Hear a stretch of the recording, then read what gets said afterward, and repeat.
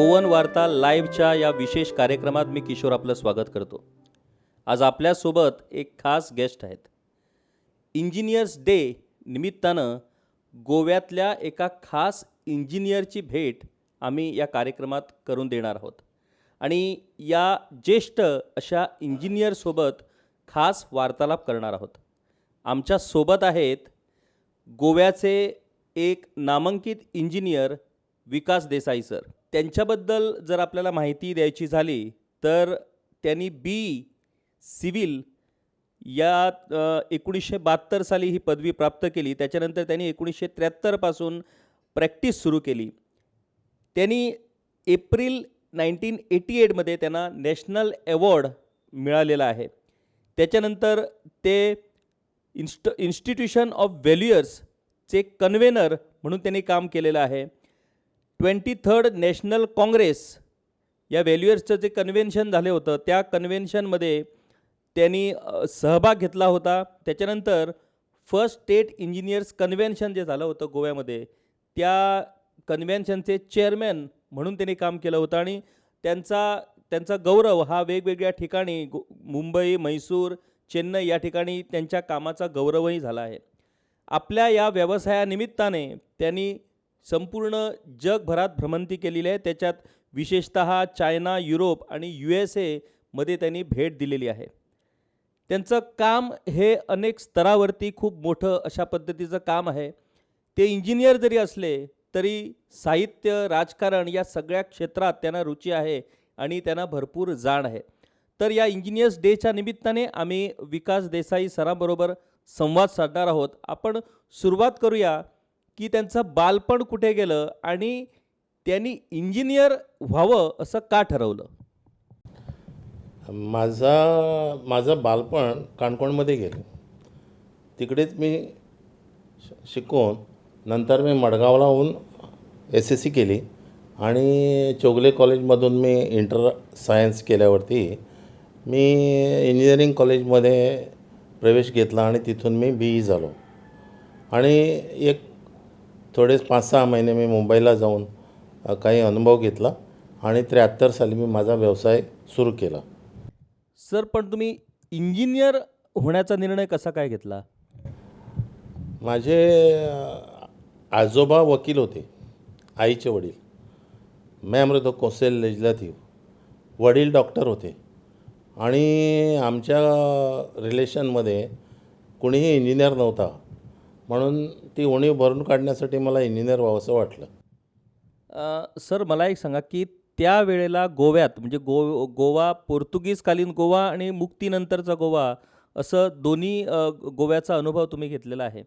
त्यावेळेला गोव्यात engineers college सुरू झालं होतं आणि त्या इंजिनिअरिंग कॉलेजचं पहिला बॅचचे तुम्ही विद्यार्थी होता.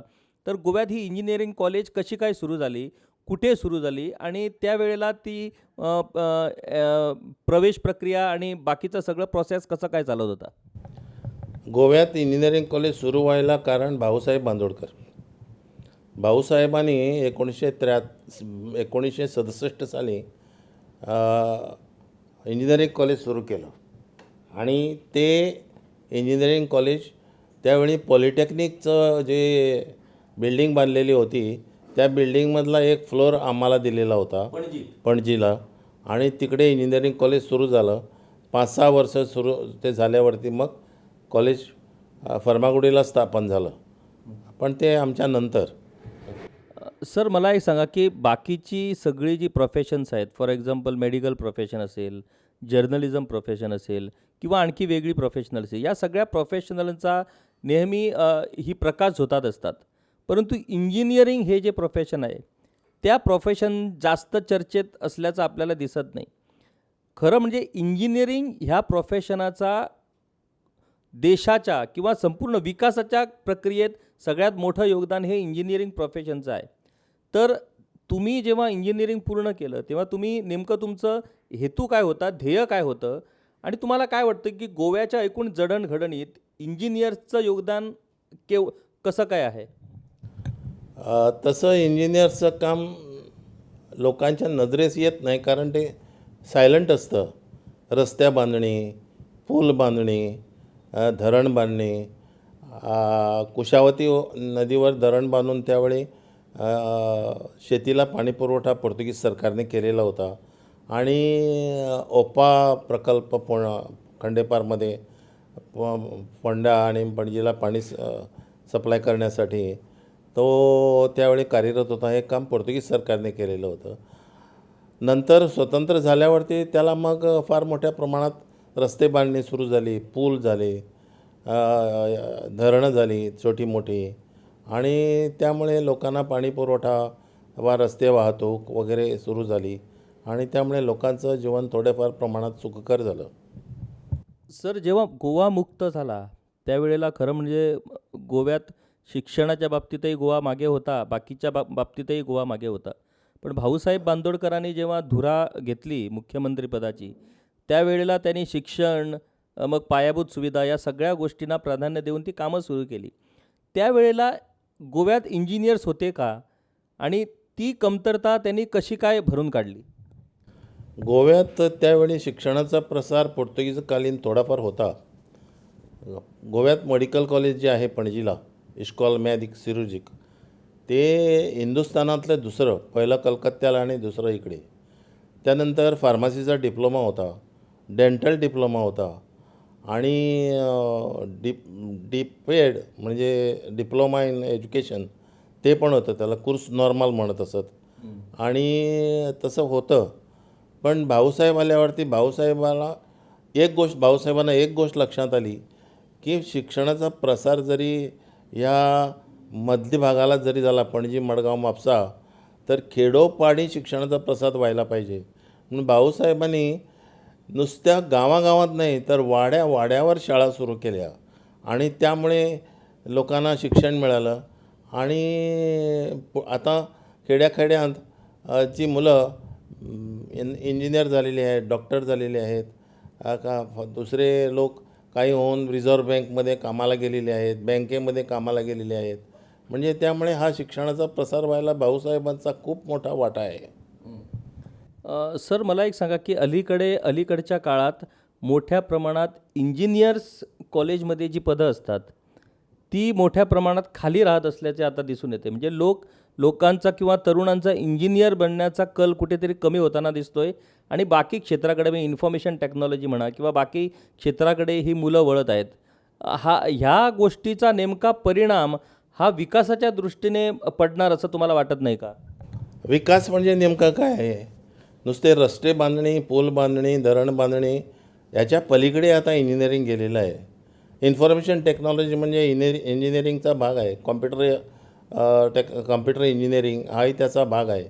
आता गोव्यातली कितीतरी मुलं हैदराबाद, बेंगलोर, पुणे, मुंबई वगैरे सारख्या शहरात भारतामधल्या, त्याशिवाय अमेरिका, इंग्लंड वगैरे देशात आमची मुलं काम करत आहे. मोठमोठ्या कंपनी, मायक्रोसॉफ्ट,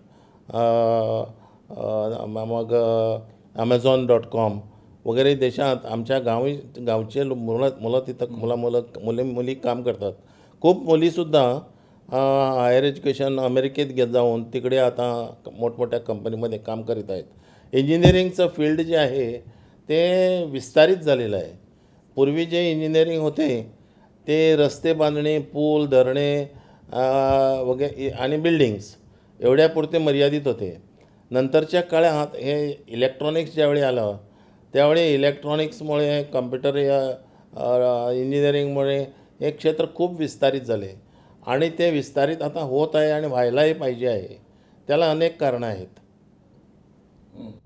नाही, म्हणजे आता विस्तारित होता. तुम्ही वेगवेगळ्या देशात आता भेटी दिल्यात, अमेरिका, युरोप यासारख्या देशात तुम्ही भेटी दिल्यात. भारत आणि विदेश या दोन्ही देशामध्ये इंजिनियर्स म्हणजे अभियांत्रिकी तंत्रज्ञान आणि विकासाचा दृष्टिकोन याच्यात तुम्हाला काय फरक नेमका जाणवला? मी पहिल्यांदा चीनमध्ये गेलो. चीनमध्ये मी काही फ्लायओव्हर बघितले. ते 4-4 मजली फ्लायओव्हर, 4 पदरी फ्लायओव्हर होते. असे फ्लायओव्हर मला हिंदुस्थानात बघायला मिळाले नाहीत. मी युरोपमध्ये फिरलो. युरोपमधल्या 11 देशात मला खूप त्यांनी रस्ते बांधणे, विमानतळ वगैरे केलेले आहेत. मी ज्यावेळी अमेरिकेत गेलो त्यावेळी मी न्यूयॉर्कमध्ये JF केनेडी एअरपोर्टवरती गेलो. हा एअरपोर्ट एवढा मोठा आहे, त्या एअरपोर्टच्या मालकीची बस सर्व्हिस आहे आणि 12 बस स्टँड आहेत. म्हणजे एका टर्मिनलवरून दुसऱ्या टर्मिनलला जातं असेल तर एक बसने किंवा ट्रेनने जाता येतं आणि बस आणि ट्रेन जी आहे ती त्या एअरपोर्टच्या मालकीची आहे. शिवाय लंडनमध्ये हिथ्रो एअरपोर्टच्या जवळच एक 5 स्टार हॉटेल आहे. आम्ही हिथ्रोवरती उतरतो आणि त्या हॉटेलमध्ये 10 मिनिटात पोचतो. हे कसं काय शक्य आहे असं विचारलं आणि मी विचारपूस केली. त्यावेळी मला कळून आलं की ते एअरपोर्टच्या आवारातच आहे. आम्ही अमेरिकेच्या दृष्टिकोनातून आम्ही भारत कुठे आहे हे कळण्यासाठी मी एक उदाहरण देतो. हिंदुस्थानची लोकसंख्या 135 कोटी, अमेरिकेची लोकसंख्या 40 कोटी. अमेरिकेत 15,000 विमानतळ आहेत. 40 कोटी लोकांसाठी 15,000 विमानतळ आहेत आणि 135 कोटी लोकांसाठी फक्त 411 विमानतळ आहेत. यावरून आम्ही कुठं आहोत हे आम्हाला कळून येतं. म्हणजे पुढच्या वर्षात इंडियाची जी आता अर्थकारण वाढत आहे, इकॉनॉमी वाढत आहे, त्या दृष्टिकोनातून आता खूप खूप गोष्टी इकडे व्हायच्या आहेत आणि होत आहेत. हिंदुस्थानची जी माणसं आहेत ती बुद्धिमत्तेच्या दृष्टीने कमी नाहीत. आताच नव्हे तर पूर्वीपासनं गणिताचा झिरो जो आहे तो शोध आमच्या हिंदुस्थानच्याच माणसाने लावला होता, आर्यभट्टने लावला होता आणि बुद्धिबळाचा शोध लावला. आणि आम्ही जे आकडे लिहितो 1 2 3 4 ते आकडेसुद्धा आम्हीच शोधून काढलेले. त्यामुळे गणित सोपं झालं. पूर्वी रोमन आकड्यामधून गणित चालत असे, पण त्यामुळे वर्गमूळ म्हणजे त्याला आम्ही स्क्वेअर रूट म्हणतो तसं काढायला होत नव्हतं. पण हिंदुस्थानात गणित त्यावेळी पूर्वी होतं. न्यूटनने ज्यावेळी कॅल्क्युलसचा शोध लावला आणि differential equations of higher order नावाचा गणिताचा एक प्रकार, त्यामुळे अनेक गोष्टी करणं सोपं जातं. हे सोल्युशन दुसऱ्या पद्धतीने काढायचा हिंदुस्थानात शोध होता. म्हणजे आम्ही बुद्धिमत्तेच्या दृष्टीने आम्ही कुठंच नव्हत. नासामध्ये 39% भारतीय इंजिनियर आणि हे आहेत, वैज्ञानिक आहेत आणि त्यांना खूप काम मिळायला पाहिजे. आमची इकॉनॉमी वाढण्यासाठी इकडे खूप विकास कामं व्हायला पाहिजेत, सर्व प्रकारचे विकास कामं व्हायला पाहिजेत. तसं इकडे सरकारच्या दृष्टिकोनातून सुद्धा त्यांनी काही स्टेप घ्यावे लागतात. मी एक उदाहरण देतो. त्याच प्रकारचे आमचे नेतेसुद्धा असायला हवेत. 2 उदाहरणं मी देतो की भारत स्वतंत्र झाल्यावरती 11 दिवसांनी म्हणजे 26 ऑगस्ट 47मध्ये बाबांनी नेहरूची भेट घेतली. बाबा लंडन युनिव्हर्सिटीचे मेकॅनिकल इंजिनियर जरी झाले तरी त्यांचा अभ्यास न्यूक्लिअर एनर्जीवरती होता आणि त्यांनी नेहरूंना एक गोष्ट पटवून दिली आणि त्याने एवढ्या सोप्या शब्दात त्यांना ते सांगितलं की 50,000 वर्षात गेल्या जेवढी एनर्जी म्हणजे ऊर्जा या पृथ्वीवरच्या लोकांनी वापरलेली आहे तेवढी ऊर्जा आम्हाला येत्या 50 वर्षात वापरायची आहे आणि ती तयार करायची आहे.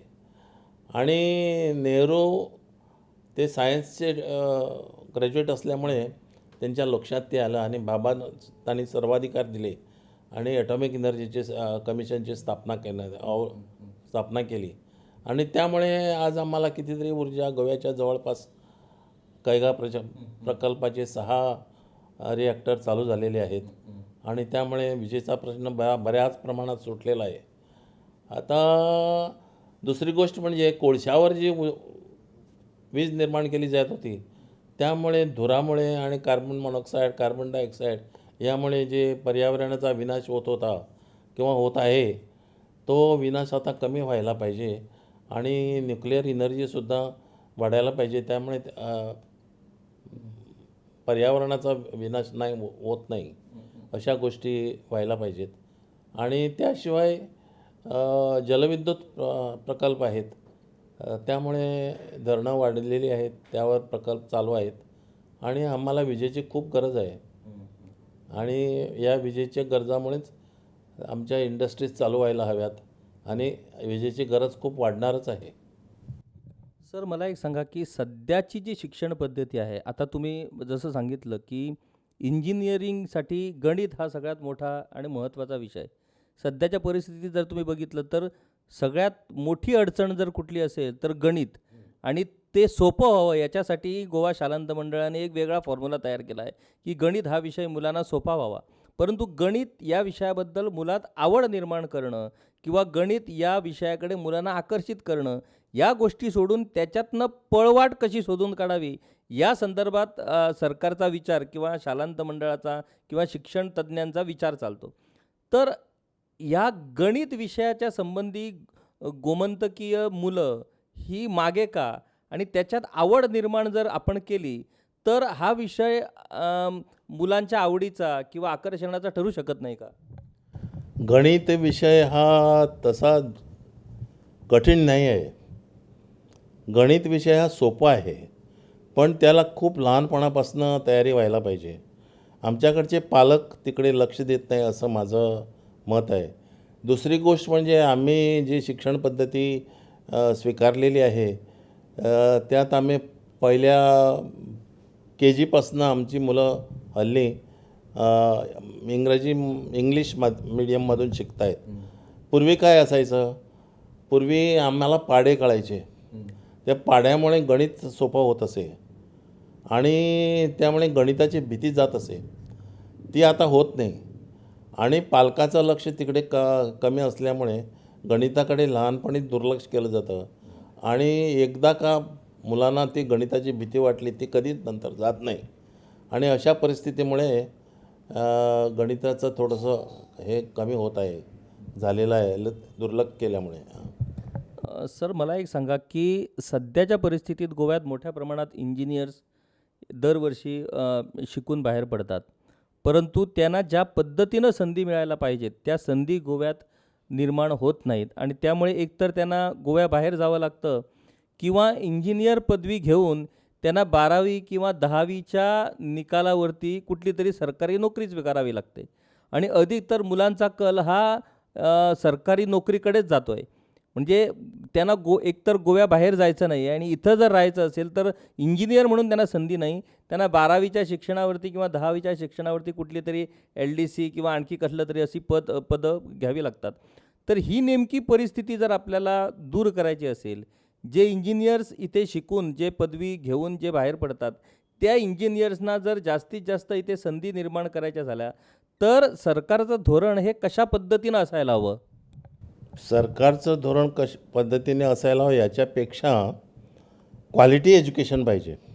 नुसता इंजिनिअरिंग कॉलेजमधून पदवीधर झाला आणि तो कामाला गेला त्याला जर तेवढी जर क्वालिटी एज्युकेशन मिळालं नाही तर त्याला त्याची कल्पकता आहे ती कल्पकतेचा विकास होत नाही, वाढ होत नाही.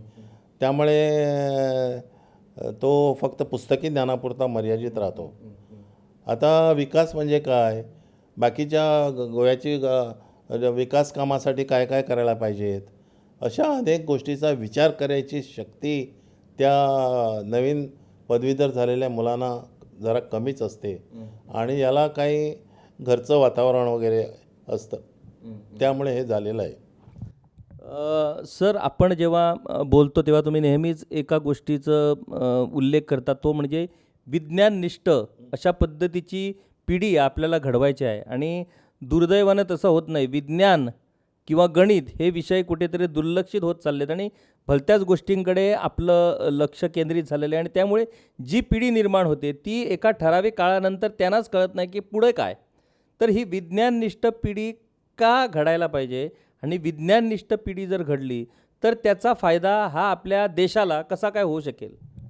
विज्ञाननिष्ठ पिढी तयार होण्यासाठी वातावरण निर्मिती पाहिजे. घरातलं वातावरण, गावचं वातावरण, खेड्यातलं वगैरे वातावरण जे आहे ते विज्ञाननिष्ठ नाही. अनेक गोष्टीवरती आम्ही अवलंबून असतो, त्याला काही कारणं पण आहेत. आमच्या काही वाईट सवयी आहेत.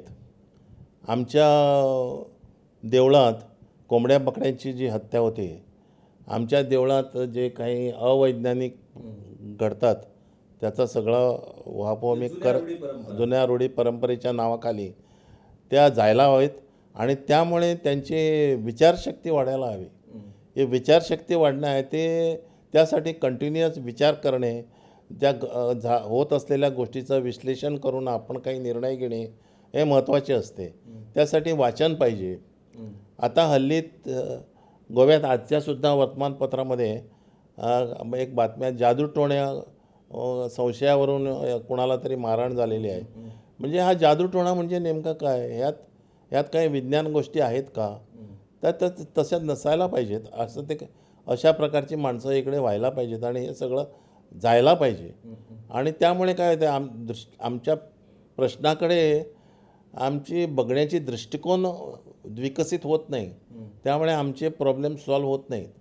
आणि त्यामुळे मुलं जी ग्रॅज्युएट होतात ती पुस्तकी ज्ञानापुरतीच पास झालेली असतात. त्यांना बाकीचे काही कळत नाही. म्हणजे घरचं वातावरण, गावचं वातावरण त्याचा अभ्यास करायला पाहिजे. त्यामुळे तो शिक्षित होतो. आता महाराष्ट्रात अंधश्रद्धा निर्मूलन कायदा आहे, पण गोव्यात नाही. गोव्यात जादूटोणा आहे. जास्त मी त्याच्यावरती बोलत नाही. आणि ज्याच्या घरात 2-2 डॉक्टर आहेत असं एक मी घर पाहिलेलं आहे की त्याच्या घरात जादूटोणा चालतो. त्याचा जादूटोण्यावरती विश्वास होतो. वर्तमानपत्रातून ते काही जादूटोण्याविषयी किंवा आणखी कोणाविषयी भूताकेताविषयी काहीतरी लिहितात, बोलतात आणि लोक ते चवीने आवडीने वाचतातही. म्हणजे अशा गोष्टीचा निषेध पण होत नाही. आता ह्याला घरचं वातावरण कारणीभूत असतं. त्यांच्या घरातच मारू असतो. त्यामुळे त्यांचे विचार त्याप्रमाणे विकसित होतात. मग ह्याला एक कारण आहे. आम्ही विज्ञानाचा प्रसार करण्यासाठी आता केला तर त्यांना ठार मारले गेले दोघांना. आमचे दाभोळकर सर त्यांना मारले गेले आणि पानसरे. आणि आता नारळीकरांनी सुद्धा विज्ञानाचं भविष्यावरती खूप त्यांनी हल्ला केलेला आहे. पण लोकांना ते पटत नाही. सुशिक्षित लोक भविष्याच्या मागे लागतात. वर्तमानपत्रातून भविष्य प्रसिद्ध केलं जातं. प्रत्येक रविवारी मोठमोठ्या वर्तमानपत्रातून भविष्य प्रसिद्ध केलं जातं. त्यामुळे काय होतं, वैज्ञानिक दृष्टिकोन जो आहे तो वाढू शकत नाही. आता हा वैज्ञानिक जर दृष्टिकोन वाढायचा झाला तर नेमकं आपल्याला काय करावं लागणार आहे? म्हणजे वैज्ञानिक दृष्टिकोन हा सहज म्हणून वाढणार नाही.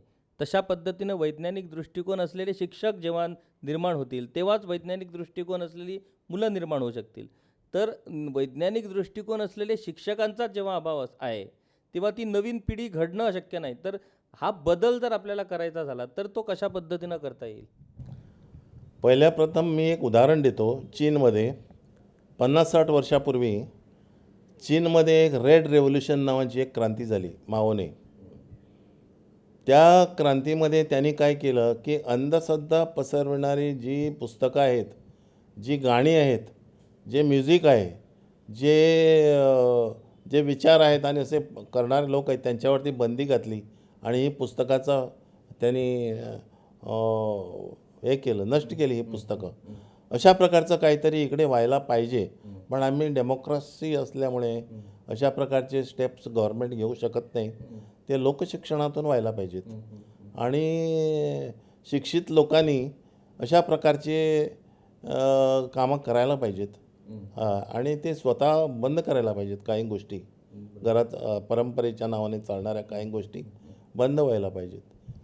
सर मला एक सांगा, तुम्ही काणकोणसारख्या ग्रामीण भागातनं तुम्ही आलात, म्हणजे शिक्षणासाठी तुम्ही मडगावात आलात आणि आता प्रोफेशनसाठी तुम्ही मडगावातच स्थायिक झालात. पूर्ण काळ म्हणजे भाऊसाहेब बांदोडकरांना तुम्ही प्रत्यक्ष बघितलं आहेत.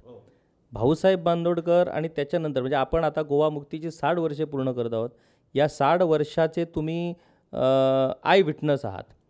तर हा जो पूर्वीचा गोवा आणि आताचा गोवा, ज्या पद्धतीनं गोवा पुढे जात आहे, पुढे सरकत आहे, याबद्दल एक नागरिक म्हणून तुमचं मत आणि एक इंजिनियर म्हणून तुमचं मत.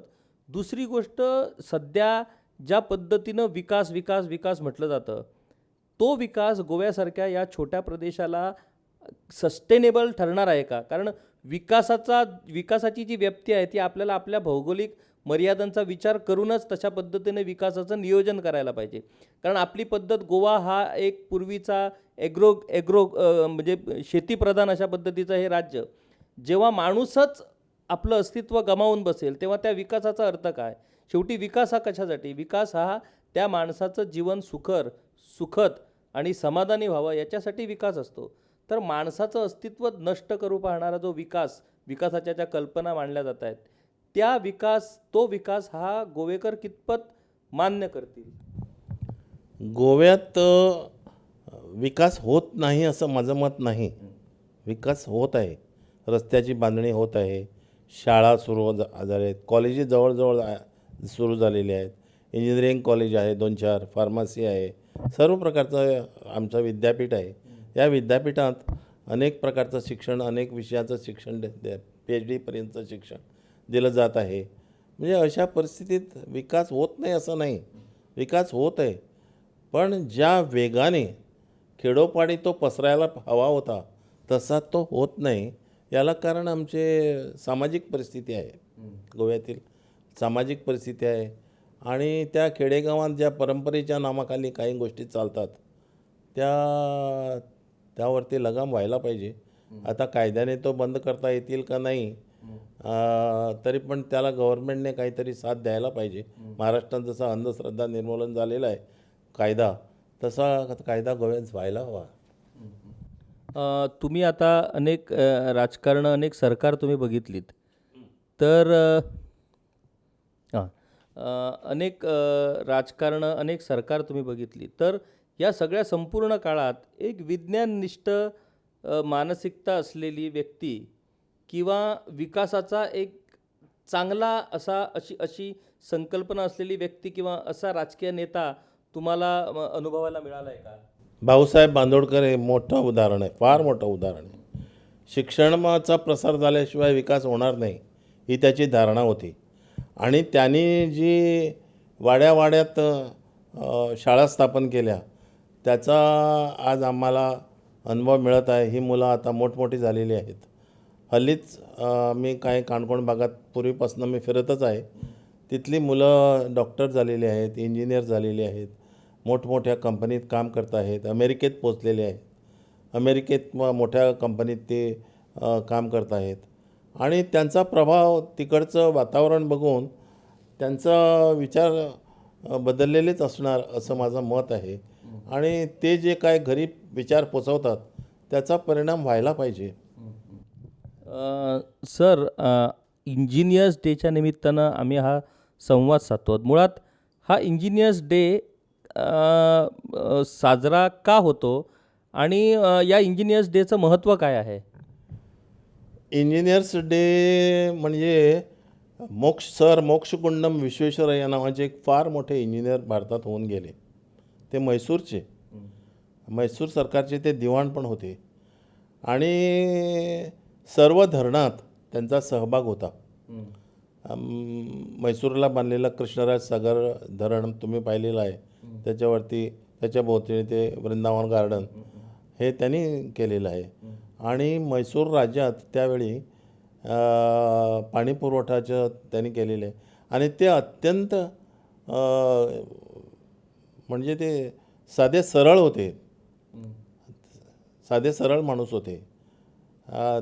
त्यामुळे त्यांनी सरकारला विविध योजना तयार कराव्यास भाग पाडल्या, स्वतः तयार करून सरकारला दिल्या आणि ते 101 वर्ष जगले आणि त्यांना भारतरत्न पण दिलं गेलं आणि त्यामुळे त्यांचा जो जन्मदिवस आहे 15 सप्टेंबर हा इंजिनियर्स डे म्हणून भारतभर साजरा केला जातो.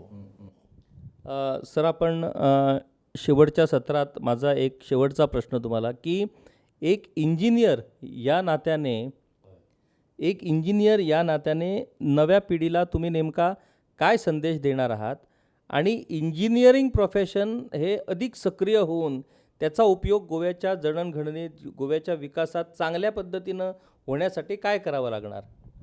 आता गोव्यापुरता विकास आम्ही करू शकत नाही कारण गोवा हा भारताचा भाग आहे आणि ती ही पृथ्वी म्हणजे एक स्मॉल विलेज झालेली आहे.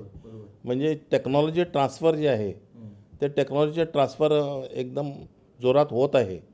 आता रस्ते, पूल, फ्लायओव्हर, धरणं, मोठमोठ्या प्रकल्प, बिल्डिंग प्रोजेक्ट होत आहेत.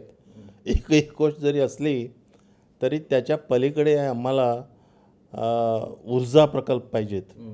न्यूक्लिअर असू द्या किंवा ते जलविद्युत असू द्या ते पाहिजेत.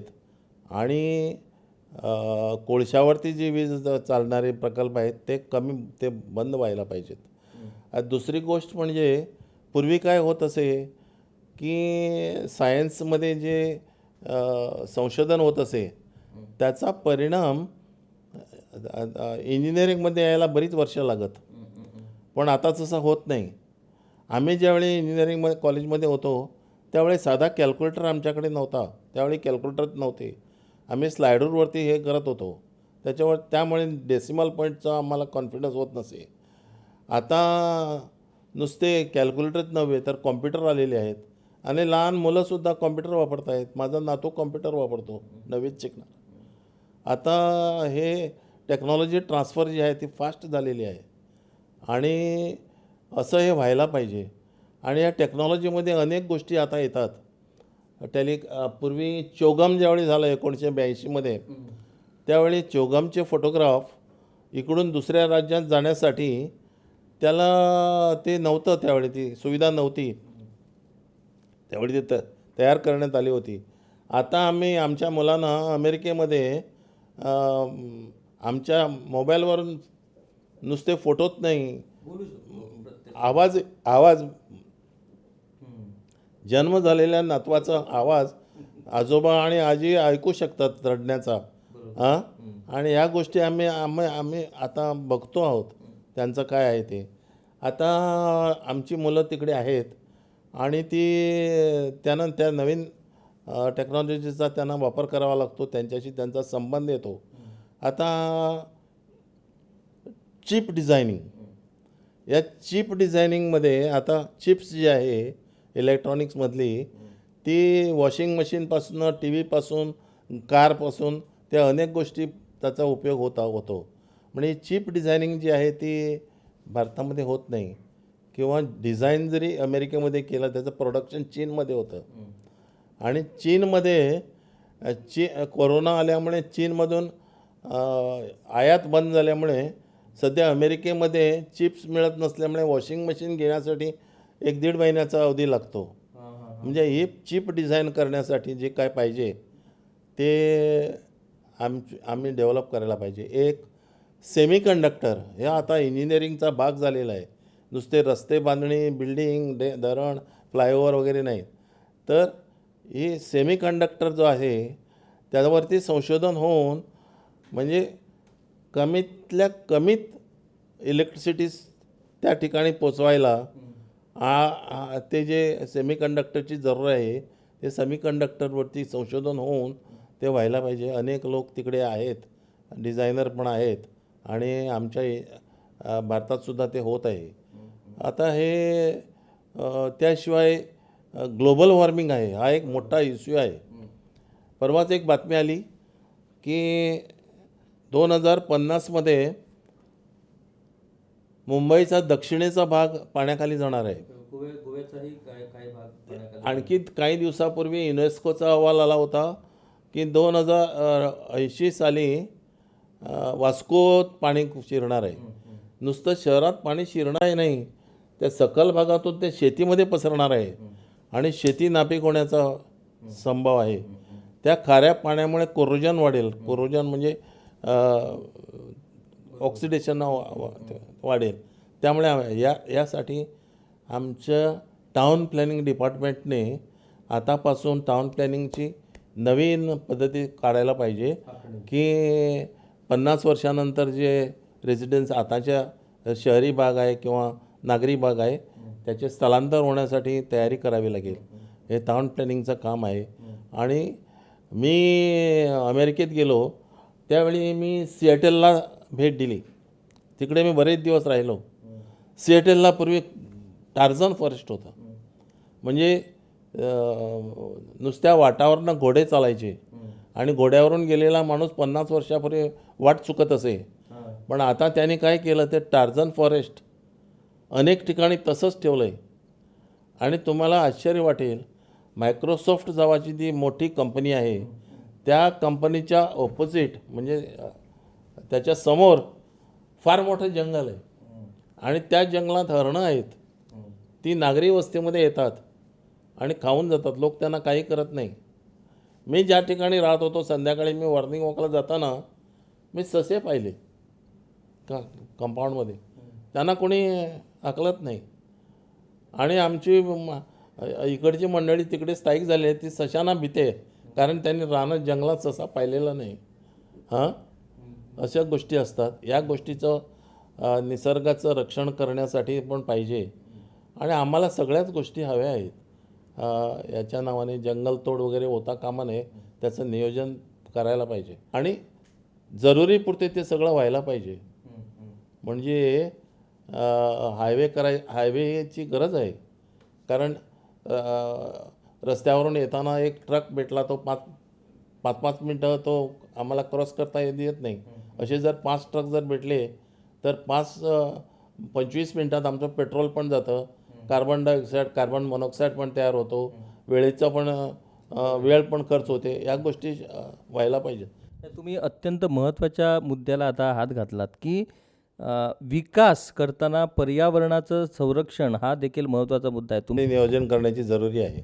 पण ज्या ठिकाणी काही झाडं मारली, कापली म्हणून पर्यावरणाचा विनाश होणारच नाही, याचा भाऊ करण्यात काही अर्थ नाही. पण वृक्षसंहार ज्या पद्धतीनं आता आपण विजेच्या संदर्भातच जर घ्यायचं झालं तर विजेच्या संदर्भात जो तमनार प्रकल्प जो राबवण्यात येतो आहे, म्हणजे तमनार प्रकल्प जर राबवला तर आपल्याला 24 तास विजेची हमी मिळू शकते आणि शाश्वत विजेची हमी मिळू शकते. आता सध्या जर 1 तास वीज नसेल तर भरपूर गोंधळ होतो.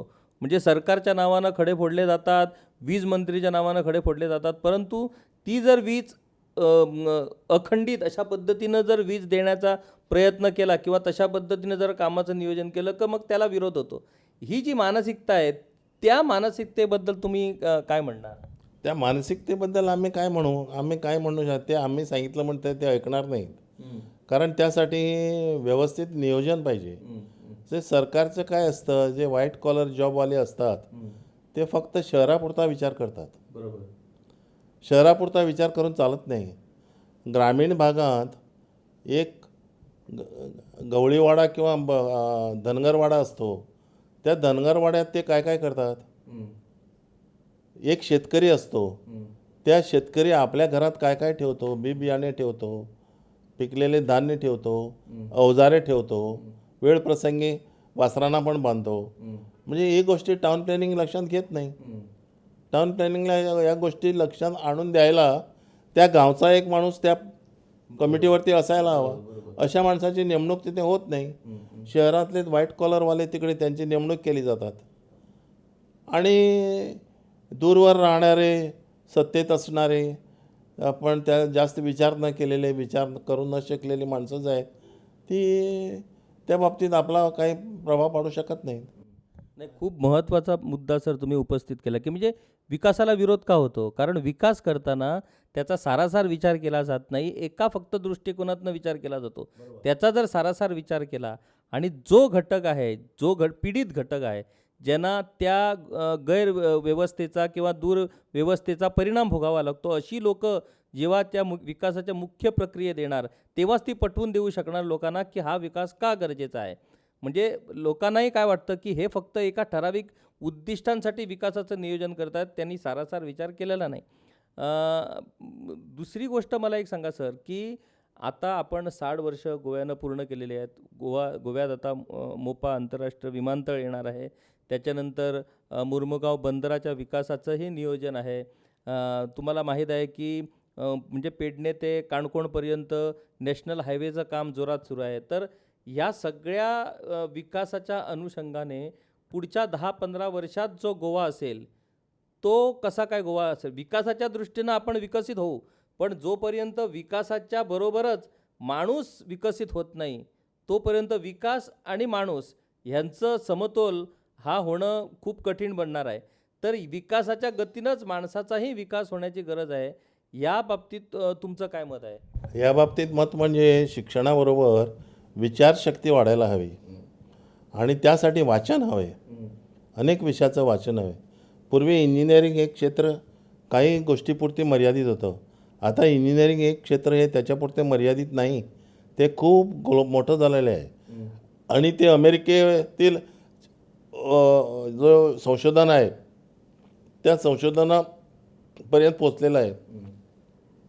इंजिनिअरिंग म्हणजे चिप डिझायनिंग आली, इंजिनिअरिंग म्हणजे इलेक्ट्रॉनिक्स आलं, इंजिनिअरिंग म्हणजे विमान वाहतूक आली. आता दुसरी गोष्ट एक आहे की 100 वर्षात पेट्रोल आणि डिझेल संपणार आहे. पेट्रोल आणि डिझेल ज्यावेळी संपणार आहे त्यावेळी आमच्या समुद्रातून जी मालवाहतूक करणारी जहाजं आहेत त्यांचं भवितव्य काय, त्याच्यावरती आज विचार झाला पाहिजे. तर 100 वर्षात ही जी मालवाहतूक करणारी जहाजं बोटी आहेत त्या बोटी न्यूक्लिअर फ्युअरवरती चालण्यासाठी आता आजपासून त्याचं नियोजन व्हायला पाहिजे. विमानं, फार मोठी विमानं आहे. विमान वाहतूक आता वाढते आहे. दिवसातून मला वाटतं 200-300 तरी विमानं गोव्याबाहेर जात आहेत आणि 200-300 विमानं गोव्यात येत आहेत. आणि आणखी काही कालाने मोपा विमानतळ हा आंतरराष्ट्रीय जर झाला तर हा विमानतळ दाबोळी विमानतळ सिव्हिलसाठी गोव्यातील लोकांसाठी टाळायला पाहिजे. समजा जर तो नवीन ठेवला तर मोपासारखा आणखी एक विमानतळ दक्षिण गोव्यात पाहिजे. गोवा आता किती लांब पडला काणकोणच्या लोकांना, तशी वाहतूक पाहिजे ना. आता हायवे जी आहे ते पोळे क्रॉस करून आम्ही मंगळूरपर्यंत हायवेने जाऊ शकतो. पण पोळेहून पणजी नको, काणकोणला येईपर्यंत हायवे संपते आणि ते मडगावपर्यंत हायवेचा पत्ता दिसत नाही. हे का व्हावं? हायवे बरोबर कर्नाटक जर गव्हर्नमेंट करू शकत आहे तर गोवा गव्हर्नमेंट का करू शकत नाही? आणि आमचे राजकारणी आजकाल तुम्ही जर पाहिले तर गोव्याबद्दल ते विचार न करता पुढचे इलेक्शन आपण काय करणार हे ते किती 1-2 वर्षापूर्वीच दररोजचे पेपर बघा, दररोजच्या पेपरात तोच विचार असतो. मी कसा निवडून येणार, मला तिकीट कसं मिळणार. आणि जे खरेखोर प्लॅनर आहेत ते प्लॅनरवर त्या राजकारणामध्ये टेकाव धरू शकत नाहीत. आज मला कोणीतरी एक पोस्ट पाठवला आहे. त्या पोस्टमध्ये एक मंत्री एका शिक्षणाला आज शिक्षक दिन झाला. शिक्षक दिनानिमित्त तो एक मंत्री पाया पडायला येतो आपल्या जुन्या शिक्षकाला आणि शिक्षक म्हणतो, शिक्षक त्याची क्षमा मागतो, तर मी तुला अमक्या तारखेला अमक्या वर्षी फेल केला होता, त्याबद्दल मला माफ कर, शिक्षक सांगतो. तर तो पाया पडतो आणि सांगतो, तुम्ही फेल केला त्याबद्दल मी आभारी आहे, कारण तुम्ही पास केलं असतं तर मी शिक्षकच झालो असतो, आता मी शिक्षण मंत्री आहे. तर हे आहेत विकास देसाई सर, एक ज्येष्ठ असे नागरिक आणि त्याचबरोबर इंजिनियर या प्रोफेशनमध्ये त्यांनी भरपूर असं काम केलेलं आहे. त्यांच्या कुटुंबातले सगळे सदस्य हे उच्च शिक्षित आणि वेगवेगळ्या हुद्द्यावरती काम करत आहेत. त्यांनी अत्यंत सहजपणे आणि सोप्या पद्धतीनं एकूणच परिस्थिती गोव्यासमोरची अभियांत्रिकीच्या दृष्टिकोनातनं, तंत्रज्ञानाच्या दृष्टिकोनातनं, विकासाच्या दृष्टिकोनातनं सगळं आपल्याला व्यवस्थित पद्धतीने त्यांनी सांगितलेलं आहे. आणि सगळ्यात महत्त्वाचा विषय जो त्यांनी इथे उल्लेख केलेला आहे तो म्हणजे विज्ञाननिष्ठ पिढी, विज्ञाननिष्ठ समाज हा घडवण्याची गरज आहे. जोपर्यंत विज्ञाननिष्ठ समाज घडणार नाही तोपर्यंत आपण विकासाच्या तुलनेत इतर देशांबरोबर आपली तुलना होऊ शकत नाही, आपण विकसित होऊ शकत नाही. विकास हा केवळ पायाभूत विकास होऊ शकत नाही, तर तो विचारानेही विकास होण्याची गरज आहे. आणि त्या दृष्टिकोनातनं आपली शैक्षणिक पद्धती, आपलं शिक्षण हे त्या दृष्टिकोनातनं नियोजन करण्याची गरज आहे. सर, तुम्ही या अभियांत्रिकी दिनानिमित्त, इंजिनियर्स डे निमित्त दिलखुलासपणे आमच्याशी चर्चा केल्यात, खूप उपयुक्त अशा पद्धतीची माहिती दिली आणि तुमच्या अनुभवाचा जो ठेवा होता तोही तुम्ही या ठिकाणी व्यक्त करून मोकळेपणाने आणि खुलेपणाने तुमचे विचार मांडल्यात. त्यामुळे गोवन वार्ता लाईव्हच्या वतीनं तुमचं खूप खूप धन्यवाद. धन्यवाद.